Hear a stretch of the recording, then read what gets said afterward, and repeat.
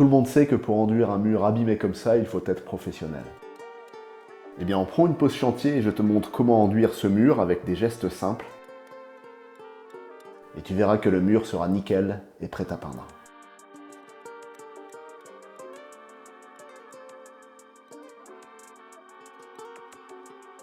C'est parti, tu commences toujours par un angle.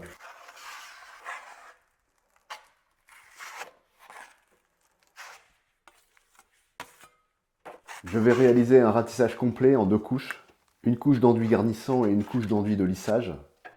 Et une fois que la zone est recouverte, on commence à lisser. On va faire 2 passes croisées.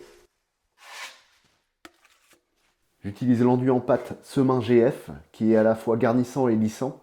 C'est donc le même enduit pour les 2 couches.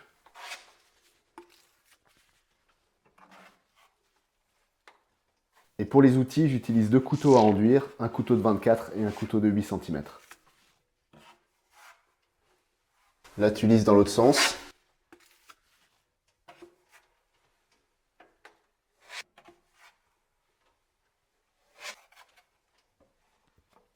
Alors, un petit truc pour avoir des bords qui sont bien jointifs, tu peux lisser en appuyant un peu sur le côté pour avoir un bord plus fin et pour que la zone suivante vienne bien s'imbriquer dans l'enduit. Pour être sûr de réussir tes jonctions, laisse une bande non recouverte. Ajoute ensuite un peu d'enduit. Lisse en partant de la zone fraîche.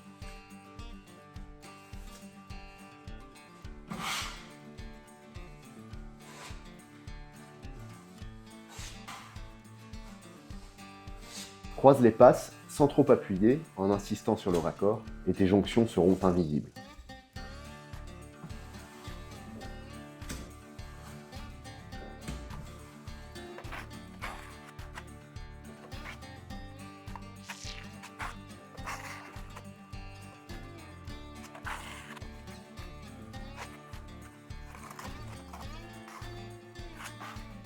Quand tu lisses, tu inclines très peu la lame.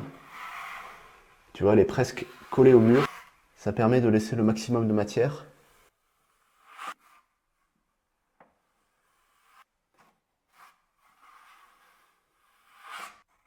Et tu croises les passes jusqu'à ce que le résultat te convienne.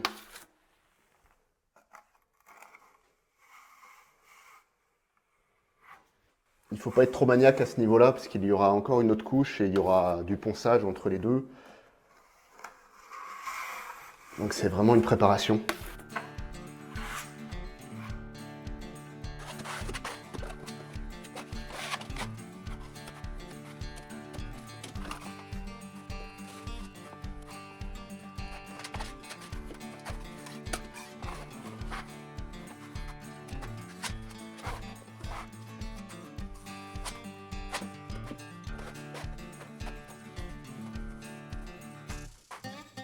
L'enduit garnissant est en place, on passe au ponçage. J'utilise une girafe reliée à un aspirateur de chantier et à cette étape un grain de 120. Je dépoussière et c'est parti pour la deuxième couche. Pour la couche de lissage, le commencement est le même. J'applique de l'enduit sur la zone.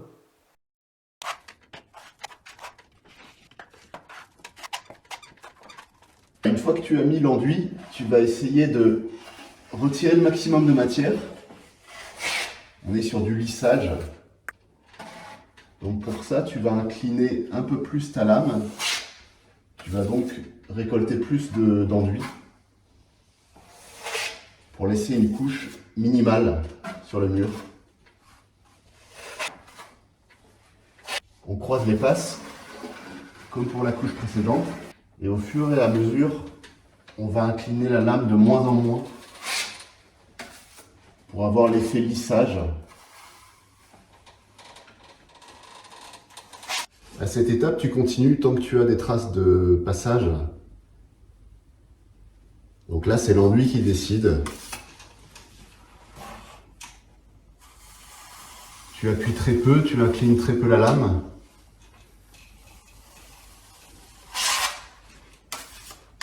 Et pour éliminer les traces de passage, tu appuies légèrement plus vers la direction dans laquelle tu avances. Et tu continues tant que tu as des traces d'outils. Là, je te montre en lumière rasante. Le ponçage fera le reste. Et ce qu'on veut éviter, c'est ça. Tu vois, là, j'ai mis un coup de couteau en trop. Alors, c'est pas grave, hein, c'est la zone de recouvrement. Donc, on va récupérer ça sur la zone suivante. Mais tu dois jongler entre lisser suffisamment pour éliminer les traces d'outils et ne pas lisser trop pour ne pas arracher l'enduit.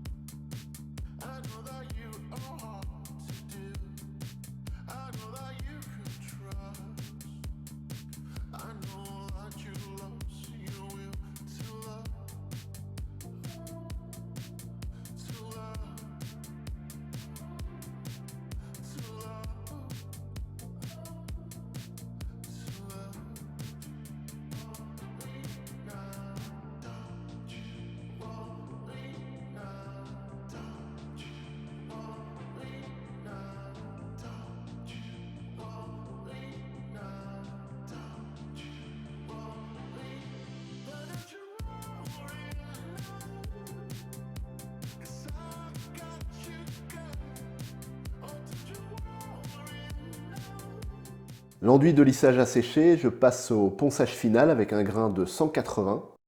Perso, je repasse toujours à la main sur les interrupteurs, les prises et dans les angles. Et pour un résultat pro, après le ponçage, passe ta main sur toute la surface du mur et repasse un coup de ponçage ou applique un peu d'enduit dès que tu détectes un défaut. Et voilà ce que ça donne. Il reste à appliquer une couche d'impression et 2 couches de peinture. Si tu valides le résultat, abonne-toi pour de nouvelles aventures. C'était la pause chantier. Ciao!